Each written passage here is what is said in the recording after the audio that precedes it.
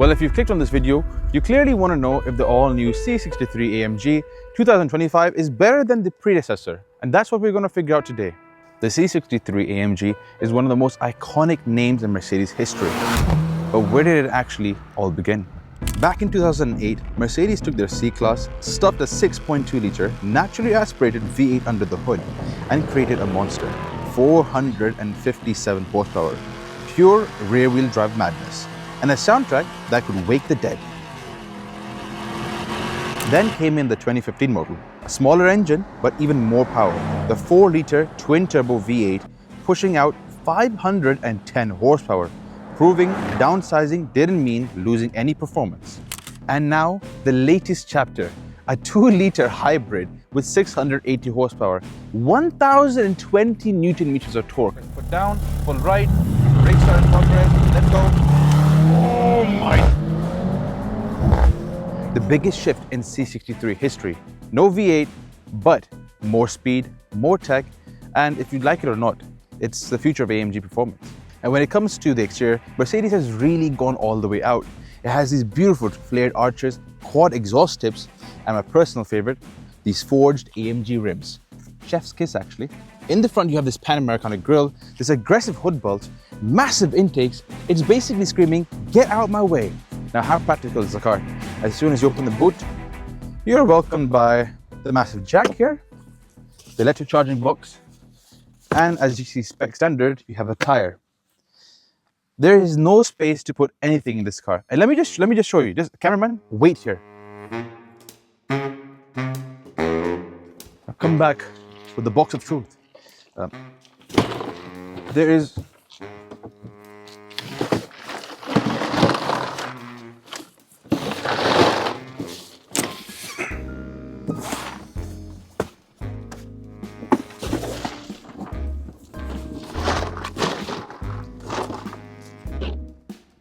There's no way to even put a box in the car. It's just not practical.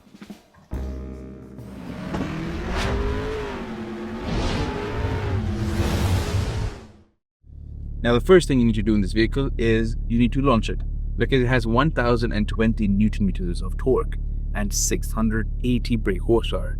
So first thing is you select this small dial with a screen on it to race mode, engage race mode, and traction off, sport handling engage. Put your foot down the left, foot down, full right, race start in progress, let go. Oh my. Okay, we're already over 130. It's unbelievable. 0 to 100 in 3.2 seconds. And the car really pushes you back. You really start feeling that 1020 Newton meters of torque. It really starts coming out and explaining to you that how quick it is. And you really understand that that electric motor is doing a massive job in launching that power when you don't have any of that turbo lag. Basically, you can take it like an anti-lag.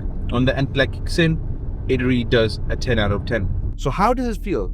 Well, it's fast, it's super loud, and it's shockingly really efficient.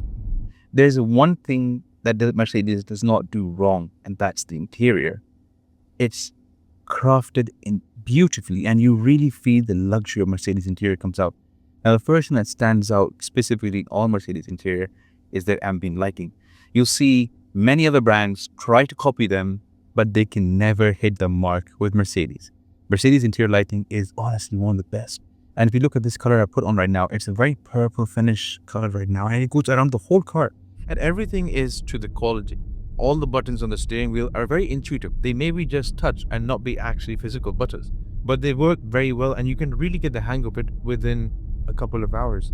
By just swiping up, swiping down, sliding it, it will actually start to understand how the Mercedes MBUX system works very well. You also have this beautiful floating display in the Mercedes. So it looks like it's completely floated, and it's an entire piece with the center console. What that does is it makes you feel like everything is just elegantly put in place. You have this beautiful small cubbyhole here. Open it up, 2 USB-C ports, a wireless charger, 2 cup holders, and some extra space to put things inside. Close this up, you have another space down here. This opens up here, and you have 2 USB-C ports. The headlights are super smart. When you drive and you switch the car lights on and off, you can literally see all the beams coming up and on, and makes it super beautiful. There's so many things that you start appreciating when you start driving Mercedes, that you know what, they really went and thought all the way about the vehicle. So you have your adaptive cruise control, active lane keeping assist, and active steering wheel to help you feel very comfortable on long drives where the car drives itself. You have this beautiful sunroof that opens up on not just one here, on the back side too. So it's taken like this. It's a completely panoramic roof going to the back as well. So the seats here also have heated and ventilated functions. You have your memory functions here, and they're very well bolstered. They also have a feature of proximity feature, which allows you to move the seat every 30 minutes, just slightly forward and backward, to give you that little bit of movement when you're sitting for a long drive or in Sharjah traffic. And you also have double glazed windows, so you can't actually hear anything on the outside. The traffic, the noise, the horns, super quiet, super calm, and super peaceful. This is how it's supposed to be. But the real question is this a real AMG? It honestly is a very comfortable car. Great leather seats. You have ventilated cooled seat. They're all-way controlled, so you can control and move every single adjustment. As you can see behind me, this is also moving up and moving down. So it's really controllable in every single way and direction. Every material in this car feels solid, premium, and to the touch. You really realize that this is a high-quality vehicle. You have AMG badging here. You also have carbon fiber inlays across the front panel here to make it look much more sporty. Now, to reiterate how quick this car is, I have my camera team with me here. This is Hans, this is Josh. It's going to be their first time for the launch in the vehicle, and we're going to see the reaction. So we're being held against some of it. So same thing again, left foot on the brake, full right foot down, and go.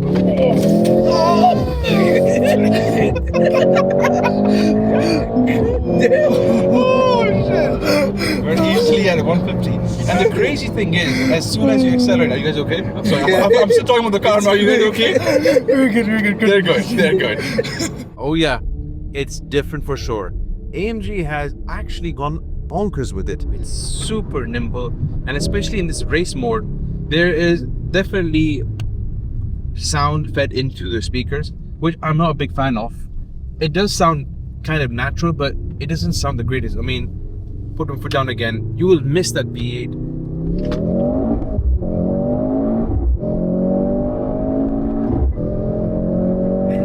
It's so quick, but it lacks that character of sound. It is so real, and it's, as you can see, the suspension is doing a great job taking the corners, and you have so much great grip, especially with these tires on. It just lacks that real V8-ness, and you do feel that the electric motor is there. You have this massive budget power, but what I mean is, you miss that sound. You really miss the character of the car, and that's what it's all about. So you get in the car, stock down, you're already in drive. The car is in comfort mode, which means it's running on the electric mode. So it is completely quiet. No sound given, nothing of that sort. So let's quickly talk about the elephant in the room, which is the hybrid system.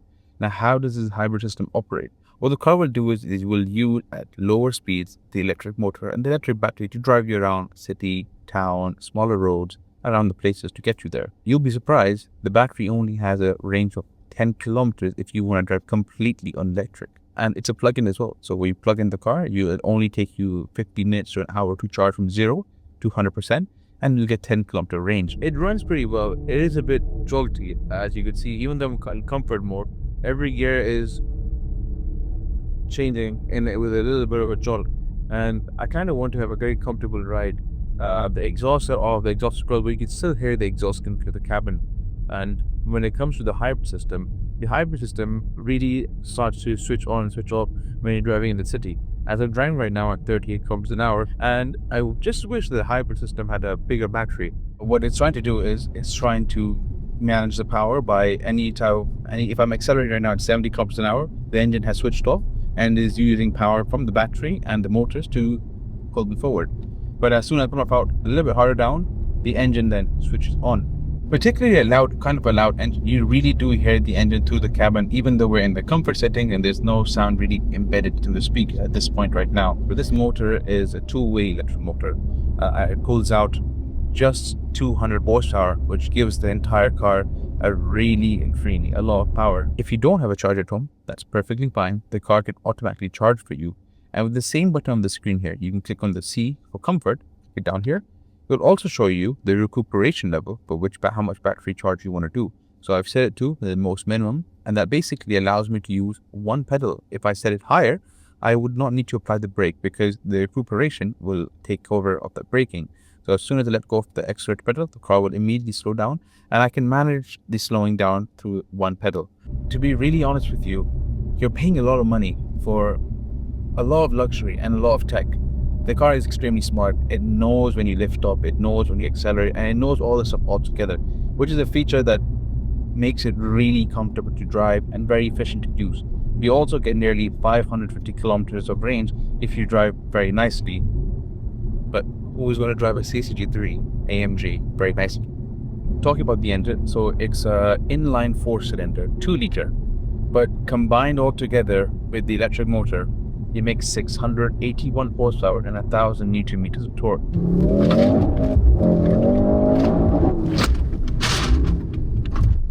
Whenever you put in Sport or Sport Plus or Race mode, you put your foot down, take it through a corner and accelerate, you really start feeling how the back motor slip out where it comes back together, and it like teases you. It goes like, yep, you want to slip, you don't want to slip, you want to slip, you don't want to slip. Now 1,000 Newton meter is honestly one of the craziest things I've ever heard, because that's some serious torque, and you really do feel that when you put down, the car lifts and goes. But it's missing that V8 engine.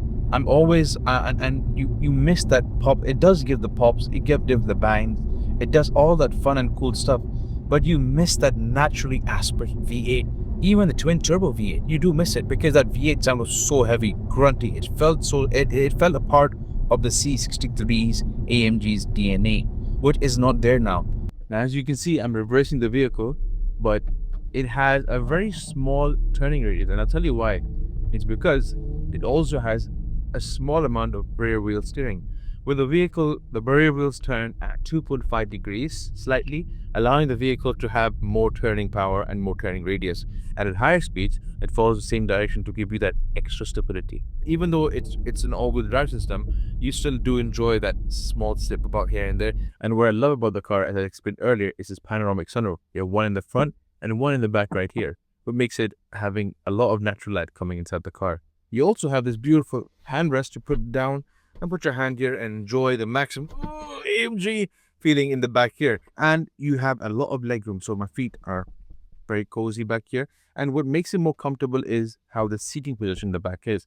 Because it's a lowered car, the seating or the seat rack where you sit your bum on is actually raised up a bit higher. So your leg actually have this extra support, making me feel very comfortable in the back here. Now the real question is, will you pay 680,000 dirhams for this car? I don't know. I don't think so, because there's just so much that is you feel like is missing in this vehicle. When you really hear a V8 or a V10 or a V12, that sound that really comes out really awakens your senses. It starts to make you realize and appreciate what sound is supposed to sound like, especially when you drive on the road and mounted. It's just beautiful on a different level. And the character really comes from the engine. Yes, it drives them in, it takes corners them in. You feel so much confidence in the steering wheel. It is so precise. It is so precise, the vehicle, to every point. You're driving, it knows where you want to go, and it's a 4MATIC. So you have all that traction which is available on every corner. More power, more tech, and you don't lose that DMG drama where you have that massive pulse. I put it in directly in Sport Plus here right now. We're putting into race mode, drop a gear. That drama still exists. It's still alive there. But you still miss out on that beautiful sounding engine. It's just a very tuned up 4-cylinder. The C63 was all about V8, noise, and creating commotion. You would wake people up from the dead. Actually, if you pass by a graveyard, you really put your foot down, everyone in the graveyard would wake up. When it comes to practicality, the vehicle is not so practical. And I'll tell you why. It's because You still have a very small cabin. You can't really put a lot of things in the boot. But it really comes down to the question, is it better than the predecessor or the naturally aspirated V8? So it's not the most practical car if you're paying 650,000 dirham plus. And unfortunately, it's not. I still miss that beautiful sound of V8. And that's what I think is a major setback for this car. And don't get me wrong that the vehicle is not a great car. It is a great car. And when it comes down to the price, you really start comparing with other things around the market that what this car is worth for. And if it was for me, paying 700,000 dirhams for an inline 4-cylinder, I don't think that'll be the crazy monies that I did to put my money down for. This car may have all the dramatic feeling, all the sounds, all the pops and bang, but that V8 was the real story behind this car. And that's why the history of this car, its name in Mercedes was so famous. It was just because of that beautiful engine and how crazy of a hooligan the car was during that time.